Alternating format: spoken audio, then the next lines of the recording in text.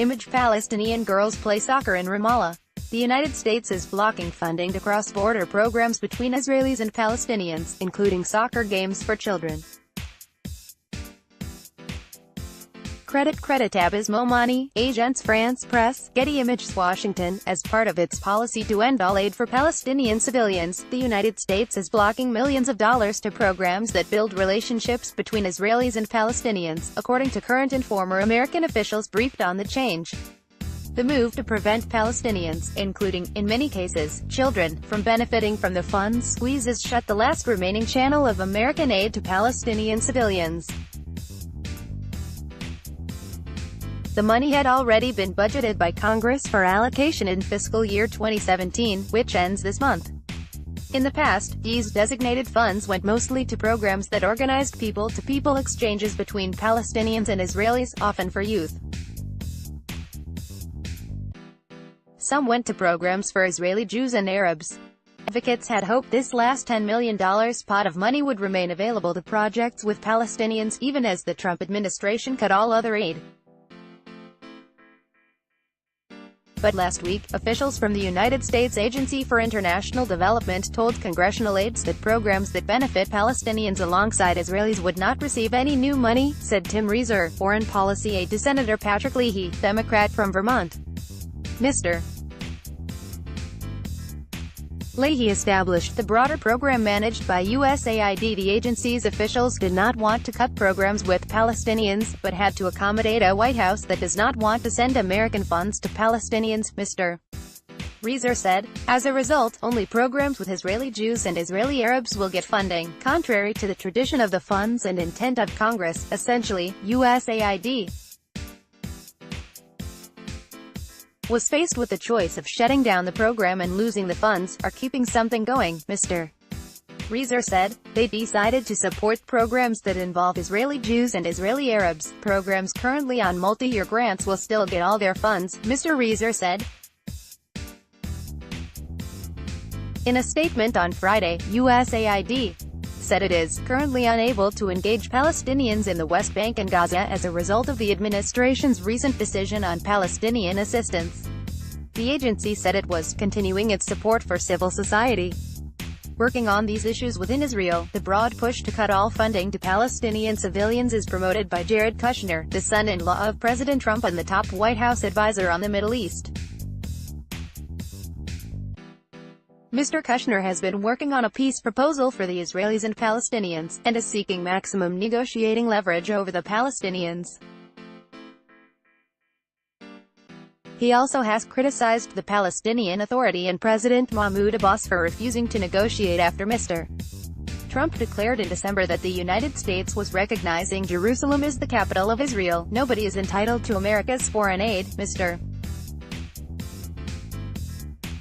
Kushner told the New York Times on Thursday. In late August, the Trump administration announced it was redirecting $200 million that was set aside last year for bilateral aid to Palestinians in the West Bank and Gaza.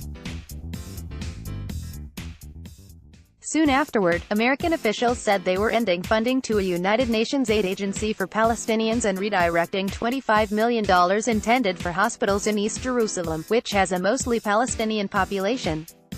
Until those moves, the United States, one of the largest national donors of aid to Palestinians. Before last week, advocates of aid to Palestinians had said they hoped that American officials would not bar Palestinians from access to the $10 million in funds from what is known as the Conflict Management and Mitigation Program. The program receives a total of $26 million annually from Congress and was established in 2004 by Mr. Leahy.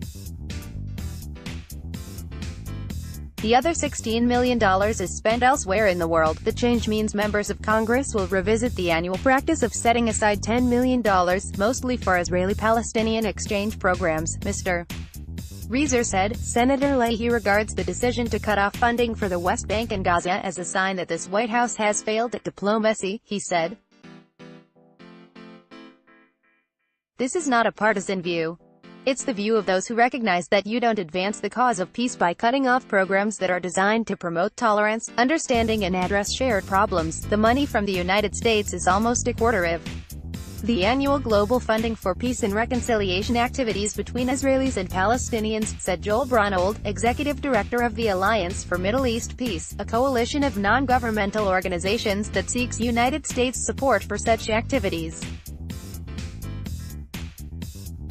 Grants are bid out for as much as $1.2 million over 3 years, and are by far the largest of their kind, he said. Cutting off programs that benefit Palestinians would deeply damage the integrity of the program, Mr. Brunnold said. If they don't change their track, I can't perceive a situation where Congress would support this, Mr. Brunnold stressed that any groups that received grants this year for Israeli programs were still doing worthwhile work. The change also means Palestinian non-governmental groups would not be given funds, he said, adding that a handful of such groups had won bids before.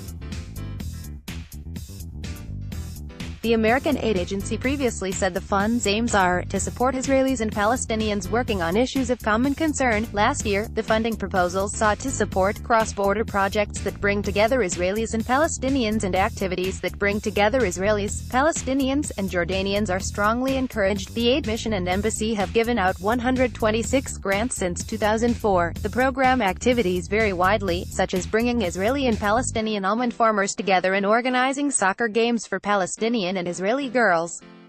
One group, Kids for Peace, won a $800,000 grant for a project that connects more than 1,000 youth and parents from East and West Jerusalem and neighboring West Bank communities in cross-border programs, according to the fact sheet.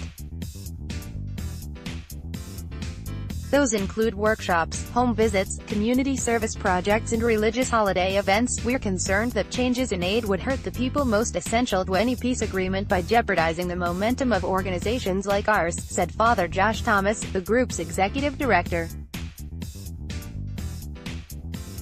The group sees huge demand from Palestinian and Israeli families. The project's grant runs out in 2019, and under the current decision the group would need to cut Palestinians from activities to be eligible for future grants. The bottom line is, if you're a Palestinian, you don't have access to any of this, said David Hardin, a former American aid agency official who managed projects for 11 years in the West Bank and Gaza and who had been briefed on the decision.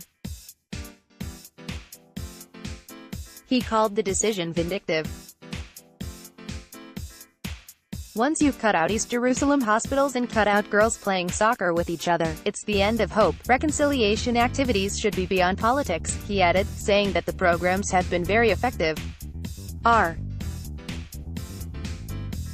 Nicholas Burns, a Harvard Kennedy School professor and former senior American diplomat who worked on Palestinian issues, said that cutting off all American economic and humanitarian assistance to the Palestinian people is mean-spirited and beneath a great nations like ours. Republican and Democratic presidents have tried for decades to position the U.S. as an honest broker between Israel and the Palestinians, he said. President Trump has abdicated that critical role and squandered our influence and credibility with the Arab world on this critical issue. This is diplomatic malpractice of the highest order. David M. Halbfinger and Isabel Kirshner contributed, reporting from Jerusalem.